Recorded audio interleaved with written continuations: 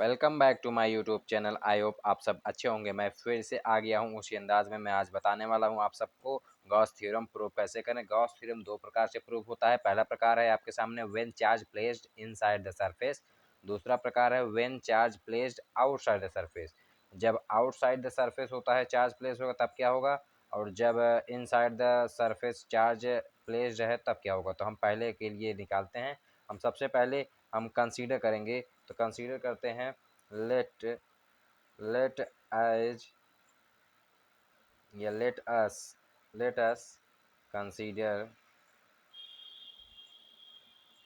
Consider a surface. Yes, okay. तो आगे हम फिर करेंगे लेट पॉजिटिव चार्ज मानते हैं। Let positive charge is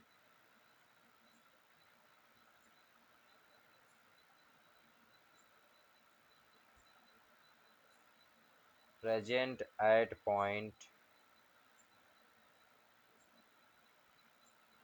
O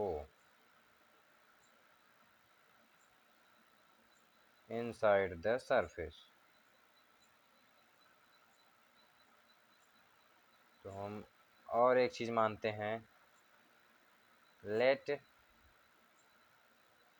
dl is small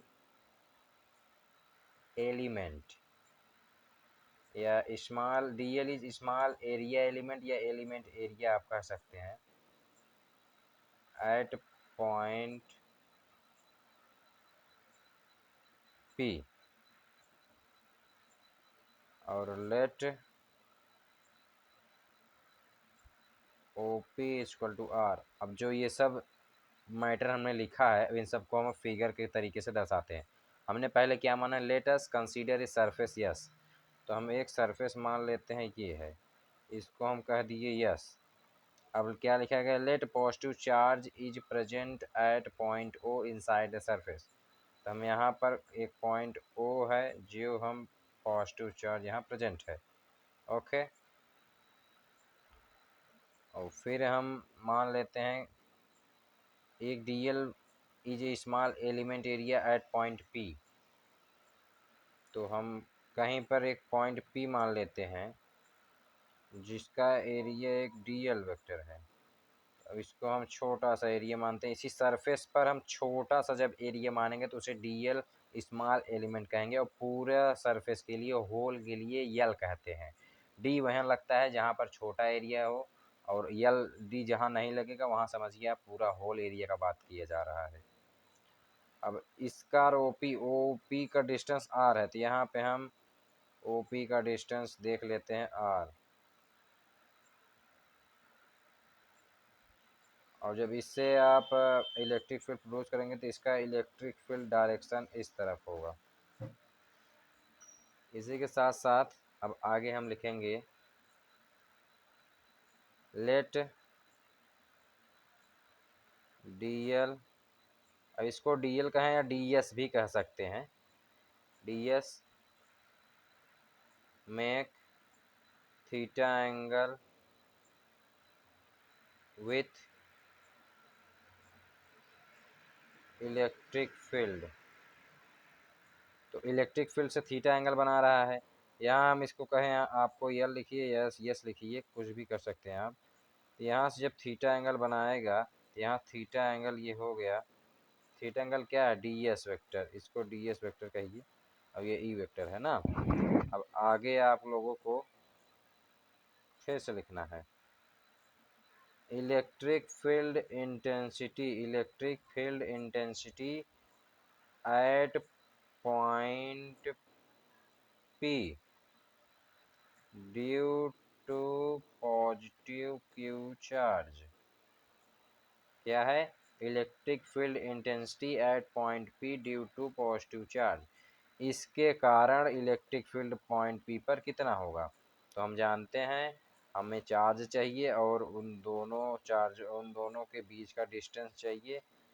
तो हम इलेक्ट्रिक फील्ड निकालेंगे 1/4 pi epsilon not into Q हमारा चार्ज है R स्क्वायर यह है इलेक्ट्रिक फील्ड ना। अब देखिए इसी फिगर में आपको एक सॉलिड एंगल मान लेना है। सॉलिड एंगल, सॉलिड एंगल इसको हम ओमेगा से डिनोट करते हैं, डी ओमेगा। अब आपका फिगर बन के रेडी है। अब आप आगे लिख सकते हैं। हम जानते हैं कि इलेक्ट्रिक फ्लक्स फाई से डिनोट किया जाता है। तो हमें छोटे से एरिया के लिए हमने माना था छोटा हमें चाहिए, छोटा फाई चाहिए। तो हम देख लेते हैं E D s cos theta, E D s cos theta. तो हम वैल्यू ऑफ ई इसमें हम पुट करेंगे। जब ई का वैल्यू पुट करेंगे तो E phi E equal to 1/4 pi epsilon naught q by r square d s cos theta. Okay. अब आगे आपको करना है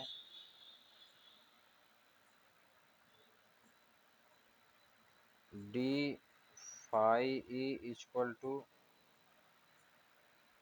Q by 4 pi epsilon naught, इसको उधर ले लीजिए, और d s cos theta upon r square. इसको आप जानते हैं? इसको आप नहीं जानते होंगे, ये सॉलिड एंगल है। Solid angle equal to d s cos theta upon r square. इसकी जगह पे हम इसको लिख सकते हैं, बिल्कुल लिख सकते हैं। तो हम अब लिखते हैं phi e d phi E equal to q by 4 pi epsilon naught d omega. इसके स्थान पर इसको हमने लिखा है। तो अब इसको, ये छोटे से एरिया के लिए था इलेक्ट्रिक फ्लक्स। अब बड़े से एरिया के लिए हमको इंटीग्रेशन या इंटीग्रेट करना होगा। हमारा आया था phi E equal to q by 4 pi epsilon naught d omega. ये छोटे से एरिया के लिए था। अब हमको पूरा होल चाहिए इलेक्ट्रिक फ्लक्स। तो हम लिखेंगे e l e c t r i c electric flux due to whole surface. Okay. तो हम phi E equal to d phi e को हम इंटीग्रेट कर देते हैं। अब आपको कुछ नहीं करना है। फाई ई इक्वल टू, अगर हम डी फाई ई को अब ये वाला वैल्यू यहाँ पुट कर दीजिए, तो आपका Q by 4 pi epsilon not और डी ओमेगा आ जाएगा। अब डी ओमेगा आ जाएगा, ये इतना पूरा कांस्टेंट है, ये बाहर आ जाएगा। तो हो गया हमारा Q by 4 pi epsilon not. अब डी ओमेगा को हम इंटीग्रेट करेंगे। अब डी ओमेगा को इंटीग्रेट करेंगे तब क्या मिलेगा हमको, आप लोग जानते हैं, पीछे पढ़े होंगे सॉलिड एंगल में, नोट में आपके टीचर या आपके स्कूल में पढ़ाया गया होगा कि solid angle subtend at inside any point by any surface होता है 4 पाई। इनसाइड के लिए 4 पाई, बाहर के लिए कुछ नहीं होता। तो यहाँ हम डी ओमेगा को हम 4 पाई मान लेते हैं, ये आपको नोट में मिलेगा। तो phi equal to q by 4 pi. अब डी ओमेगा के स्थान पर हम 4 पाई रखेंगे यहाँ पर। एप्सिलॉन ये 4 पाई से 4 पाई, तो omega phi E equal to हमें बचेगा क्यू एप्सिलॉन नॉट। तो हमारा फाइनली आ गया है q in upon epsilon naught. यही है Gauss theorem due to placed inside the surface charge. यही है